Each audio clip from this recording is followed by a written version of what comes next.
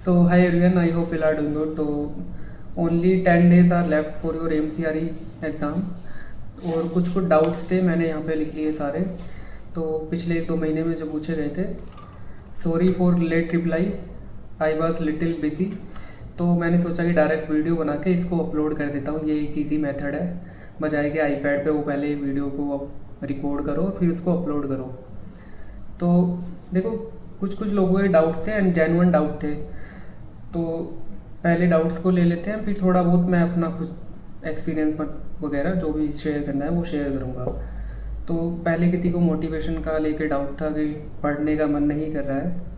तो देखो, आपने ये डिसाइड किया है जो भी आपको एग्ज़ाम देना है, आप भी लाइफ में जो भी करना चाहते हैं, it is your personal decision, है ना। और जो भी आपके डिसीज़न के लिए जो भी लगेगा, है ना, जो भी मेहनत लगेगी वो आपकी पर्सनल चॉइस है, आपको करना पड़ेगा, चाहे रोकर करना पड़े, हंस कर करना पड़े, बट आपको करना पड़ेगा, क्योंकि आपका फ्यूचर इससे बेटर होगा। तो मोटिवेशन तो ऐसा चीज़, सारी चीज़ें बहुत ही टेम्पोरेरी होती है। मोटिवेशन का यही है कि सारे ऐप्स आप अनइंस्टॉल कर दो। मैंने भी अभी इंस्टाग्राम डीएक्टिवेट किया है, व्हाट्सएप में चलाता हूँ ही नहीं, है ना। टेलीग्राम वगैरह है, यूट्यूब वगैरह आप चला सकते हैं। इवन अगर आप वर्किंग है, जॉब में है, तो वैसे भी आपके पास इतना टाइम होता नहीं होगा। लेकिन जो भी आपको चीज़ डिस्ट्रैक्ट करती है, उन सारी चीज़ों को थोड़ा कट आउट करो लाइफ से एंड एक नॉर्मल रूटीन फॉलो करो। लाइक जिम जाओ, एक्सरसाइज करो, मेडिटेशन करो, रनिंग करो, एंड देन उसके बाद अपना डेली जो आपका रूटीन है, जॉब से आने के बाद पढ़ाई करो, सुबह सुबह उठ कर पढ़ाई करो। वही आपका एक मेन गोल होना चाहिए जो आपकी एज कैटेगरी है, लाइक 21 से 25 में। तो और यही एक एज होती है ना जब सारी चीज़ें करने का मन करता है, आपका माइंड अलग अलग सिचुएशन के लिए डिस्ट्रैक्ट होता है, फ्रेंडशिप के लिए, लाइक दोस्तों के साथ टाइम स्पेंड करना है, फैमिली के साथ घूमना है, और दूसरी तरफ अपने गोल्स को भी देखना है। बट गोल्स आपकी सबसे ज़्यादा प्रायोरिटी होनी चाहिए, क्योंकि लाइफ बेटर तो इसी से होगी ना जब एक अच्छी जॉब रहेगी। एंड आपको अल्टीमेटली पता होना चाहिए कि एक अच्छी जॉब होगी तो वाकई में ज़िंदगी बेहतर हो जाती है। आपकी खुद की सैलरी होगी आपके पास, आपके खुद के खर्चे होंगे, कुछ भी आप खरीद सकते हो, है ना। लाइक मेरी जब जॉब थी, मैंने जब रिसर्च में जॉब किया था तो 6 महीने ही मैंने जॉब किया था, एंड 6 महीने में अच्छा खासा एक अमाउंट मेरे पास था, सेविंग्स थी, और मैंने आईपैड ले लिया था, फ़ोन ले लिया था, लाइब्रेरी की फ़ीस, खुद के लिए कुछ कोचिंग कोर्स ज्वाइन करना है, table chair, wifi, lens card के चश्मे। तो मैंने खुद पे खर्च किया था और खुद को मैंने फाइनेंस किया था। पिछले 2 साल से कर ही रहा हूँ, उन्हीं पैसों के बदौलत हूँ जो भी हूँ। तो ये सारी चीज़ें आपको समझनी चाहिए कि हाँ, ये जो मेरे लिए इसलिए इम्पोर्टेंट है। फ्यूचर तो है ही, लेकिन खुद भी तो आगे बढ़ना है ना।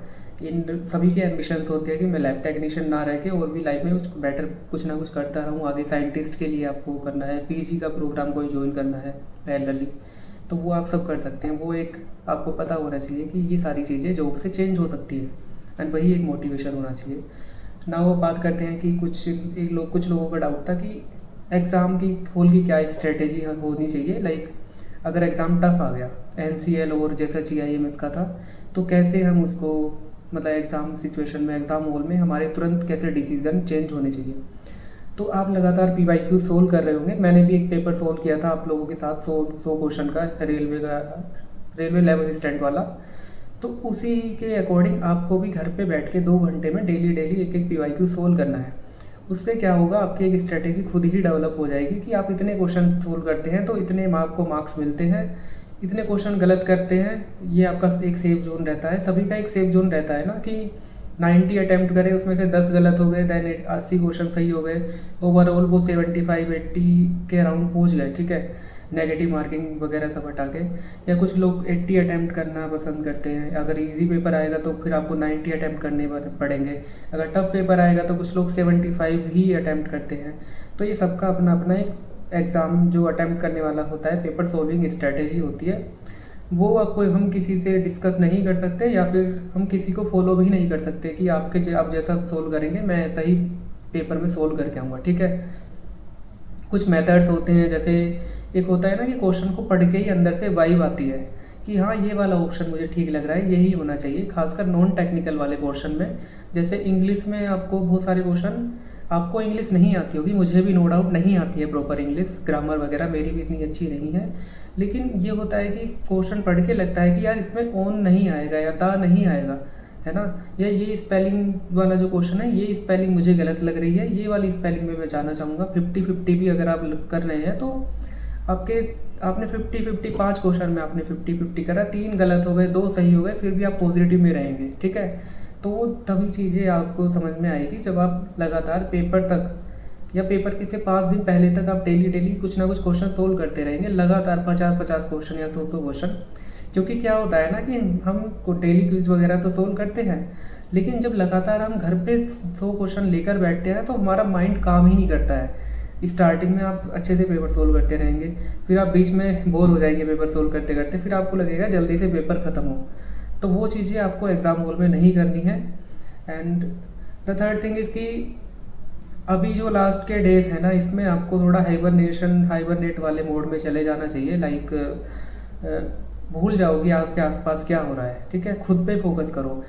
एग्ज़ाम वाले दिन तक एग्ज़ाम वाले जोन में रहोगे ना, लाइक उस रिवीजन मोड में, तो आपको लगेगा कि मैं तो डेली डेली ही एक एग्ज़ाम वाले जोन में था, तो आज मेरे लिए कोई स्पेशल डे नहीं है। जब हम उस एग्ज़ाम वाले दिन को एक स्पेशल बनाने लगते हैं ना कि आज कल एग्ज़ाम है, कल एग्ज़ाम है, तो वो सारी चीज़ें ना दिमाग को चढ़ने लगती है, ठीक है। और फिर हम बहुत ज़्यादा गलतियाँ करते हैं, ओवर कॉन्फिडेंस और अंडर कॉन्फिडेंट हो गए एग्ज़ाम में बैठ के, फिर हम ज़्यादा गलतियाँ करते हैं। तो उस दिन को एक नॉर्मलाइज करना है, एक नॉर्मल डे की तरह ही ट्रीट करना है हमें, ठीक है। द थर्ड थिंग इज़ कि कोई भी मेहनत वेस्ट नहीं जाती है। अगेन एग्ज़ाम में लक फैक्टर बहुत ज़्यादा रोल प्ले करता है। अगर एग्ज़ाम इजी आया या टफ आया, दोनों ही चीज़ें आपके लिए मतलब ठीक नहीं होंगी। मॉडरेट जो पेपर होता है वो ठीक रहता है ना। लेकिन अगर टफ पेपर आया, अगेन आपको उसके हिसाब से भी अपनी स्ट्रेटेजी डेवलप करनी पड़ेगी। सिलेक्शन उसी का होगा जो पढ़ेगा, है ना। उसमें फिर लक फैक्टर काम नहीं करता है। इजी को पेपर में थोड़ा बहुत लक के चांसेस होते हैं कि कुछ इजी या सिली मिस्टेक्स आपने कर दी, इजी क्वेश्चन आप गलत करके आ गए, और किसी के 2-3 इजी क्वेश्चन ठीक हो गए, या जितने ठीक होने चाहिए थे उतने उसने किए हैं। तो वहीं पे थोड़ा बहुत रिजल्ट का और पूरा गेम चेंज हो जाता है, रैंकिंग का, और जो आपको इंस्टीट्यूशन अलॉट होने वाले वो सारी चीज़ें वहीं पे चेंज हो जाती है ना। तो ये सब था जो मुझे बताना था। देन अब मैं थोड़े बहुत अपने पर्सनल एक्सपीरियंस शेयर करूँगा, लाइक बाकी के जो क्वेश्चन थे कि कब तक तैयारी करनी है, कब तक जॉब करनी है, पहले भी मैंने बताया था। देखो, सबसे पहली चीज़ ये है लैब टेक्नीशियन के फ्यूचर प्रोस्पेक्ट को लेके, कि किसी ने पूछा था कि लैब टेक्नीशियन का फ्यूचर कितना सेफ है।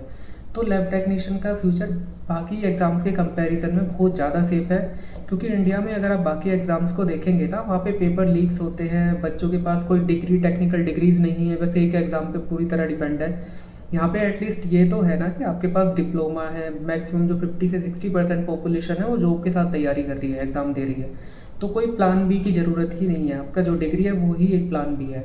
बस आप उसको एक गवर्नमेंट जॉब में अच्छी सैलरी में कन्वर्ट करना चाहते हैं, इसीलिए आप गवर्नमेंट एग्ज़ाम दे रहे हैं। तो वो तो आपको फ्रीली माइंड होकर तैयारी करनी चाहिए। और जब तक आप एलिजिबल है जॉब के साथ कंटिन्यू करो। इसमें नहीं होता है तो फिर जॉब के साथ कंटिन्यू करो, मैं तो यही सजेस्ट करूँगा। क्योंकि एक ये होता है ना कि आप एक टाइम पे नॉट एलिजिबल हो, मतलब आप एलिजिबल नहीं रहोगे एज लिमिट के क्राइटेरिया के अकॉर्डिंग। लाइक 27 तक आप JFLT का एग्ज़ाम दे सकते हैं जनरल कैटेगरी में, तो एक टाइम पे आके तो आप एलिजिबल नहीं रहोगे ना। तो फिर एक्सपीरियंस वाली वैकेंसीज़ को आपको फॉलो करना पड़ेगा, जिसमें 2 साल का एक्सपीरियंस, 30 एज लिमिट, और 35 एज लिमिट में 5 साल 7 साल का एक्सपीरियंस मांगते हैं सीनियर पोस्ट के लिए।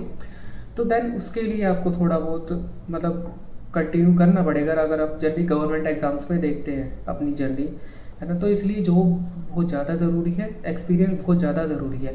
ऐसा नहीं है कि आपने स्टार्टिंग में ऐसे फ्लैबो या कम सैलरी पे ज्वाइन करा है तो वो बेकार चीज़ें हैं। मैंने ये गलती करी थी, मेरे अंदर थोड़ा ईगो था कि मुझे एज ए फ्लैबो तो जॉब नहीं करनी है, कम सैलरी पे ज्वाइन नहीं करना है।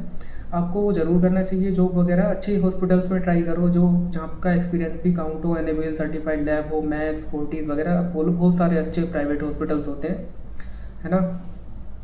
वहाँ पे आप ज्वाइन करो, या फिर गवर्नमेंट हॉस्पिटल, रिसर्च इंस्टीट्यूट्स वगैरह में ज्वाइन करो जहाँ का एक्सपीरियंस अच्छा हो, मैंडेटरी हो। ये सारी चीज़ें पहले ही सोच डिसाइड कर लेनी चाहिए। और तो जाओ जॉब के साथ फिर तैयारी भी करते रहना।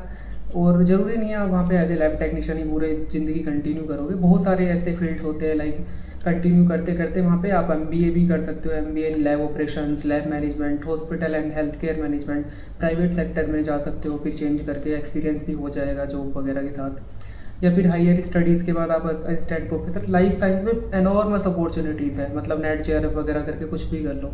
साइंटिस्ट की इतनी सारी वैकेंसीज निकली हुई हैं पीजी बेस्ड पे। तो लाइफ साइंस के लिए तो कोई खतरा है ही नहीं अभी इंडिया में, बहुत ज़्यादा अपॉर्चुनिटीज़ है, तो उसके बारे में तो सोचना ही बंद कर दो। अभी जो मेन फोकस है अभी करंट में जो आप करना चाहते हैं या जो भी आपके एम्बिशंस हैं, जो गोल्स हैं, उस पर ज़्यादा फोकस करो, है ना।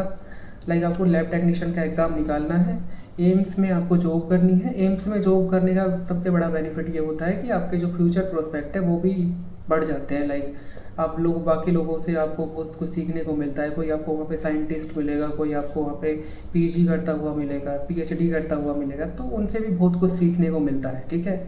और जॉब तो है ही, आपकी सैलरी भी अच्छी है, आपकी फैमिली वगैरह हेल्थ के बारे में फिर सोचना भी नहीं पड़ेगा। एंड इंडिया में देखो एक अच्छी जॉब होना बहुत ज़्यादा ज़रूरी है।